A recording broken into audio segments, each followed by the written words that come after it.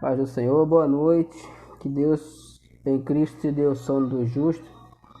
Hoje eu não vou falar de escola bíblica dominical. Hoje eu quero te lembrar de uma história que encontra-se em 1 Samuel, no capítulo de número 1.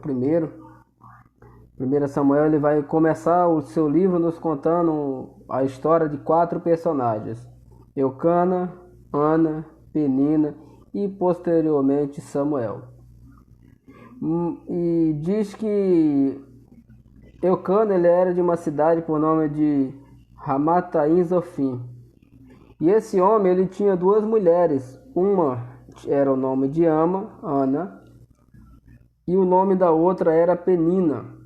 Mas por que esse homem tinha 2 mulheres? Porque a sua primeira esposa, no caso Ana... Bom, liga esse ventilador aí, por favor. João! Oi! Liga o ventilador aqui pro seu pai. Porque a sua primeira esposa, por nome Ana... Liga esse ventilador aí, filho, por favor. Ela... Vai fazer o quê, Gabriel? Ventilador, menino. Tu vai desligar a geladeira pra quê?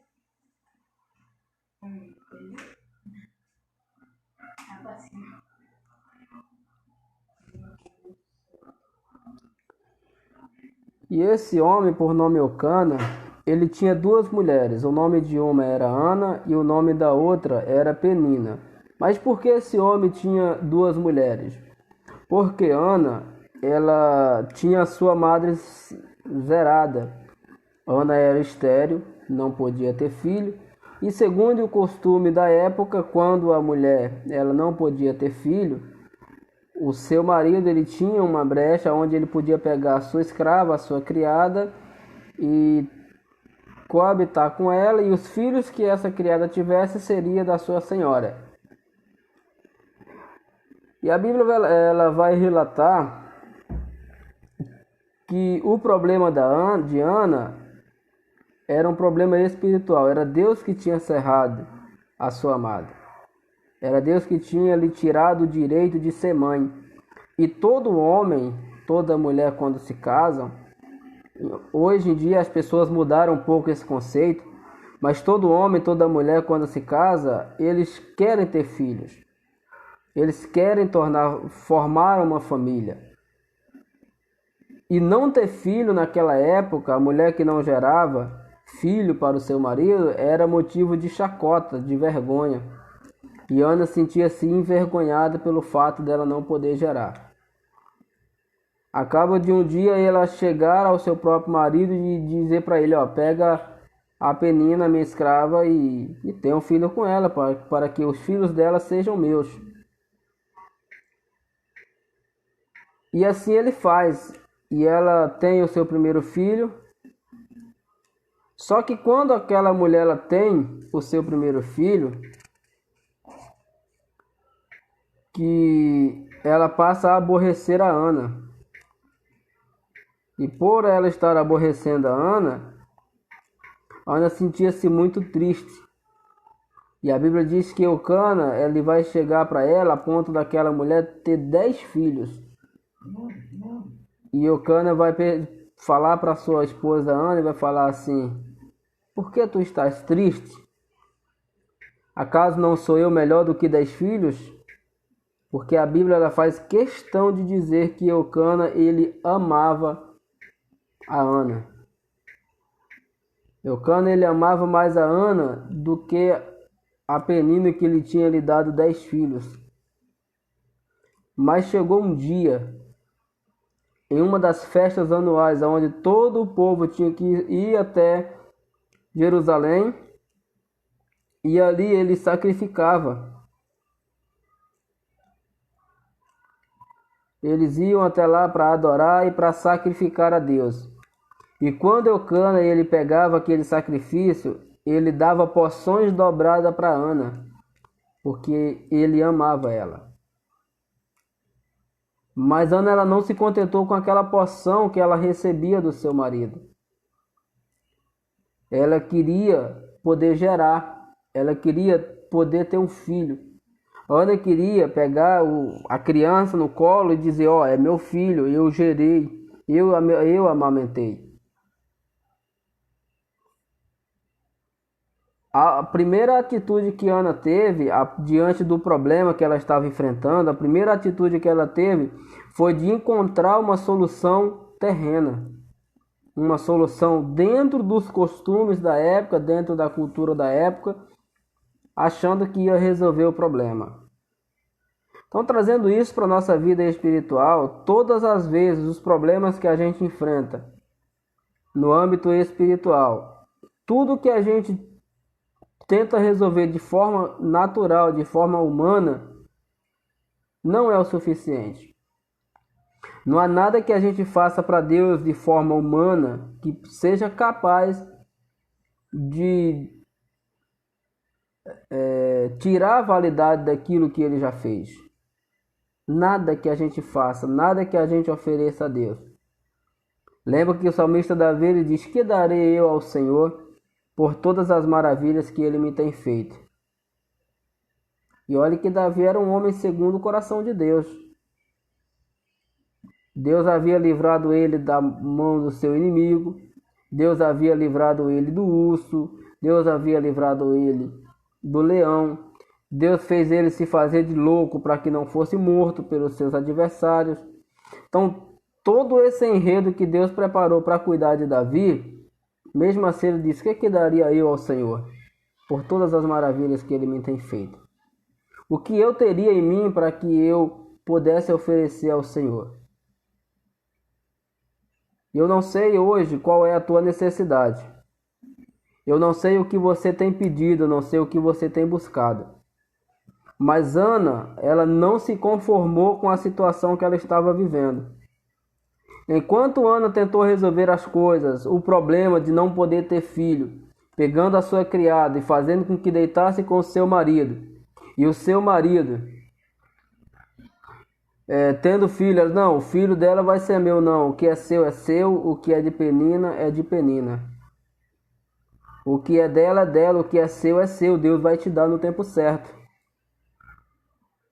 Porque se foi Deus que cerrou, se foi Deus que tirou, Ele sabe o tempo certo de trazer de volta para a sua vida. Deus sabe o tempo certo. Deus está te preparando para receber aquilo que você tanto tem pedido. Mas para de querer pegar Penina e tentar resolver os problemas que é Deus que está tratando. Para de querer pegar Penina e trazer para dentro da tua casa achando que vai resolver o problema. Penina não vai te resolver problema. Penina, ela vai só aumentar os problemas da sua vida. Porque ali o que passou a acontecer, foi que Penina começou a olhar para ela e simplesmente ela debochava dela. Ó, eu tenho, você não tem. Eu consigo, você não consegue. Eu posso e você não pode. Ele me ama porque eu dou filho para ele. Ele faz tudo o que eu quero porque eu dou o que ele quer. Era essa a situação que Ana vivia. Mas um dia, no meio dessa festa que Eucana estava, adorando, sacrificando a Deus, oferecendo sacrifícios, porções dobradas para Ana, dizendo que amava ela mais do que 10 filhos, ela não tinha, para ela não era suficiente. E o que ela fez? Ela correu para o templo. Ela foi buscar a resposta naquele que poderia trazer resposta para a sua vida. Enquanto você estiver perdendo tempo com Penina, enquanto você estiver perdendo tempo querendo agradar o teu esposo, a tua esposa, fugindo do propósito de Deus, fugindo dos projetos de Deus, não vai resolver o teu problema. O teu problema não é Penina, o teu problema não é A, não é B, não é C. O seu problema vai ter solução quando você buscar a Deus. Eu não sei qual é a tua necessidade essa noite. Eu vou passar aqui rapidamente, Deus não está me revelando nada. E eu costumo dizer que eu não sou menino para dizer que Deus está me dizendo, sem Deus estar me dizendo. Mas eu sei de circunstâncias da vida. Eu não sei qual o teu problema. Temos tido muito problema, principalmente no último ano aí. No meio de uma pandemia, todo mundo perdeu alguma coisa. Eu não sei o que você perdeu. Eu não sei o que Deus tirou de você. Eu não sei qual é a penina que tem te afrontado, qual é a penina que tem esnobado de você, que tem se sentido superior a você. Mas eu sei que é essa penina que vai te levar até a presença de Deus. Eu sei que é essa situação que vai te levar até você estar na presença de Deus e falar com Ele com coração. Porque falar com palavras é muito fácil. Mas abrir o coração diante de Deus e falar com o coração a Deus aquilo que realmente está dentro do seu coração. E outra coisa, para que você está querendo isso? Você sabe do que eu estou falando. Qual a finalidade disso? Qual o propósito disso que você tem pedido a Deus e que tem se sentido envergonhado? Que tem se sentido envergonhado a ponto de não é porque eu quero, por quê? Porque a tua vontade só vai se cumprir, só vai se concretizar quando ela estiver dentro do querer de Deus. Ana queria um filho, Deus queria um rei para o povo, um profeta. E aí Ana corre para o templo, os sacerdotes velhos que perdeu a visão, quantos pastores, quantos presbíteros, quantos deles já não têm mais visão espiritual, já não consegue diferenciar quem está cheio do Espírito Santo ou quem está embriagado, quem está cheio do Espírito Santo ou quem está emocionado, quem tem o Espírito Santo ou não tem o Espírito Santo. Era o caso daquele sacerdote que estava ali. Ana vai e ela estava tão angustiada, mas ela estava sofrendo tanto, aquela afronta chegou ao limite de tal forma que Ana pega e se derrama diante do altar do Senhor. E quando ela se derrama diante do altar do Senhor, ela faz um voto ao Senhor. E no voto que ela faz, ela pede a Deus e ao pedir a Deus, ela diz: Senhor dos exércitos, se benignamente atentares para a tua serva e me deres um filho varão, por todos os dias da sua vida eu te entregarei.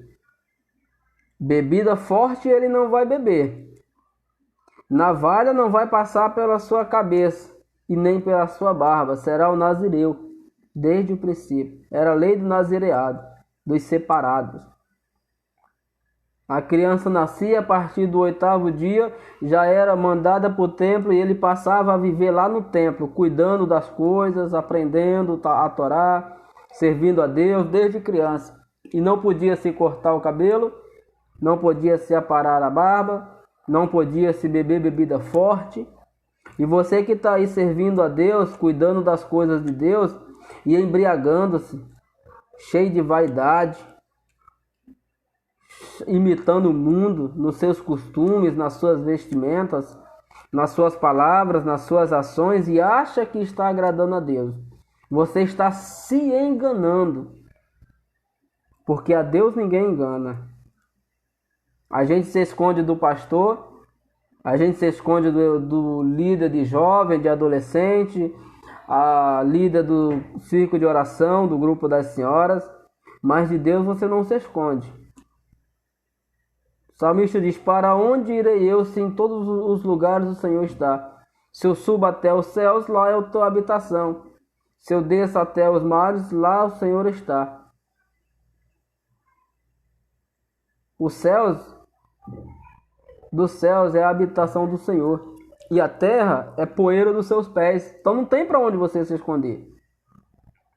Não tem um lugar que você se esconda. Você que está tentando se esconder nas bebidas. Você que está tentando se esconder no cigarro. Você que está tentando se esconder na prostituição, na mentira, na idolatria. Deus, a Bíblia diz que Deus pegou o homem, formou do pó da terra, soprou nele o fôlego da vida. Mas esse mesmo barro que Deus formou o homem vai depois pega o mesmo barro e forma um ídolo. Que tem boca, mas não fala, tem pés, mas não anda, tem ouvido, mas não ouve, tem mãos, mas não apalpam nada. Não podem fazer mal algum, mas bem também não faz. A degradação moral, espiritual e humana das pessoas chegou a um certo ponto de tirar a glória do Criador e dar para a criatura. A Ana, ela vai fazer esse voto com o Senhor. E quando Ana faz esse voto com Deus, ela volta para onde o povo estava, mas antes o sacerdote, que sem visão, ele diz: mulher, até quando tu vai ficar embriagada? Aparta-te desse teu vinho. Ela disse: não, meu Senhor, não me tires por uma meretriz. Na maioria das vezes, os líderes, eles não vão entender o teu sofrimento. Na maioria das vezes, eles não são mais capazes de saber ou entender o sofrimento que você tem enfrentado. E vão tirar como se você estivesse louca, como se você estivesse louco, como se você estivesse descontrolado, descontrolada, porque os líderes perderam a visão, perderam o temor e o tremor a Deus. E ali aquele sacerdote cego, olha, diz: não, meu Senhor, não bebi nada não. Tenho derramado perante o Senhor todo o meu pranto, todo o meu sofrimento. Aí ele lança a palavra de bênção sobre a vida daquela mulher: vai, mulher, vai em paz, e que o Senhor conceda a petição do seu coração. E ela volta até onde estava o seu esposo, até onde eles estavam comendo, bebendo. E a Bíblia diz que ela volta e o seu semblante já era diferente. Ela já não tinha mais cara de triste. Quando você realmente faz um voto com Deus e confia, você não pode andar triste, cabisbaixo, desconfiado, envergonhado. Se realmente você conhece o Deus que você fez o voto, se realmente você conhece o Deus que te criou, que te formou, desde o ventre da tua mãe, você sabe que Ele é fiel para cumprir as promessas que fez na sua vida. Ana fez um voto, confiou, foi para junto do seu esposo, e à noite, quando todos se recolheram, a Bíblia diz que Eucana, ele conheceu a Ana. Esse conhecer nós sabemos o que significa. E a Bíblia diz que o Senhor lembrou-se de Ana. Deixa eu lançar uma palavra aqui para a sua vida. Eu não sei quanto tempo essa afronta está dentro da tua casa. Eu não sei quanto tempo essa afronta está dentro do teu trabalho, do seu ministério. Eu não sei quanto tempo faz. Mas uma coisa eu sei. Existe um tempo determinado por Deus para jogar por terra toda a afronta. Existe um tempo determinado por Deus para jogar por terra toda a perseguição, toda a humilhação. Confia no Senhor. Muda o teu semblante de triste, de envergonhado, de derrotado. O Senhor é contigo. O Senhor vai se lembrar de ti. E a Bíblia diz que ao Deus lembrar-se de Ana, ela gera um filho. Põe o seu nome de Samuel, porque ela diz: tenho pedido ao Senhor. E quando Ana, ela recebe o filho, aquele seu filho por nome Samuel, no dia que Deus resolveu acabar com a afronta, no dia que Deus resolveu acabar com a vergonha, no dia que Deus resolveu acabar com toda a humilhação na vida de Ana, ela disse: porque do Senhor eu recebi. Quando você receber uma bênção, quando você receber um livramento, quando você receber algo de Deus, atribua a Ele isso que você está recebendo, porque não é mérito nosso. Nós não estamos aqui porque somos bons, não estamos aqui porque somos perfeitos, não recebemos porque merecemos, recebemos porque Deus é misericordioso. É por isso que Ele nos guarda, é por isso que Ele guarda os nossos filhos, é por isso que Ele abençoa o nosso trabalho, é por isso que Ele cessa o momento da angústia, da vergonha, do sofrimento, da decepção. Mas ela não deixou de cumprir tudo aquilo que ela tinha votado ao Senhor. E quando o menino nasce, ela vai até o templo. E quando ela volta até o templo, no verso 24, ela diz assim, 26: Ah, meu Senhor, viva a tua alma! Eu sou aquela mulher que aqui esteve contigo para orar. Por este menino orava eu, e o Senhor atendeu a minha petição que eu tinha feito. Por isso também ao Senhor o entreguei, por todos os dias que viver, pois ao Senhor foi pedido, e adorou ao Senhor ali. Quantos votos a gente não já fizemos com Deus? Quantas vezes a gente não já fez promessa para Deus? Senhor, se o Senhor me abençoar, se o Senhor acabar com esse meu sofrimento, eu vou fazer isso para o Senhor. Eu vou te oferecer isso, eu vou fazer aquilo. Mas quando a gente recebe a bênção, quando a gente recebe o livramento, a gente esquece de Deus. A gente esquece do voto que a gente fez para com Deus. Daquilo que a gente ofereceu para Deus. Deus não pediu nada para Ana. Deus não pediu para Ana oferecer o filho dela. Ela que por gratidão, o que a gente oferece a Deus é por gratidão. Não por obrigação. Porque todas as pessoas que são obrigadas a fazer alguma coisa, elas fazem de má gosto, de má fé, não fazem direito, mas quando elas fazem por gratidão, aí as coisas fluem, as coisas funcionam. Mas o que mais me chama a atenção é o cântico de Ana. Primeiro ela faz uma oração. Se você quer ouvir a voz de Deus, nós aprendemos na escola dominical aí, que eu tenho postado alguns vídeos, que existem pelo menos 5 formas de Deus falar com a gente. 1. A Bíblia. 2. A oração. 3. Pessoas. 4. Consciência. E 5. Circunstância. Então, se a gente quer ouvir a voz de Deus, é através da Bíblia. Se a gente quer falar com Deus, é através da oração. E Deus pode levantar pessoas específicas para falar com a gente. Sabe, você que é crente, você que é cristão, aí você está lá no teu trabalho, no meio de uma brincadeira, no meio de um momento de descontração.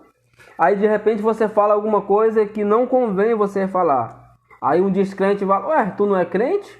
Tu não é cristão? Como é que tu fala um negócio desse? Deus está usando aquela pessoa para falar contigo, para te alertar. Sabe, a consciência é aquilo que ninguém precisa te falar nada, mas você sabe que o que você está fazendo, o que você está falando é errado. E por ser errado, isso vai entristecer Deus, entristecer o Espírito Santo. E ainda vai te afastar de Deus. Porque o pecado, ele alcança algumas posições. Alguns fatos acontecem quando a gente peca contra o Senhor. A primeira coisa que o pecado causa na gente é vergonha. A segunda coisa que o pecado produz na gente é afastamento. A gente peca, a gente tem vergonha de ir na igreja, tem vergonha de encontrar uns crentes, vive cortando o caminho. Ah, não vou por ali não, porque ali mora um irmão, mora uma irmã, mora fulano, mora Beltrano, e ele vai saber que eu estou em pecado. E aí, quando você se afasta das pessoas da congregação dos santos, e depois o isolamento, e aí um abismo chama um outro abismo.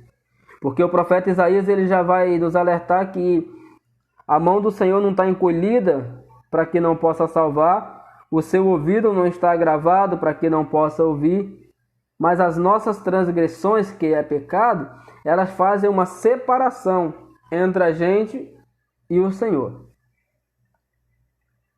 E as circunstâncias. A gente tem vivido aí uma pandemia. E essa pandemia ela tem causado choro, sofrimento, tristeza em muitos lares.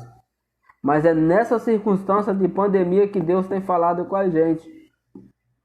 É nessa circunstância, em meio à pandemia, que Deus tem nos alertado. O dinheiro que você tem no banco não vai salvar você.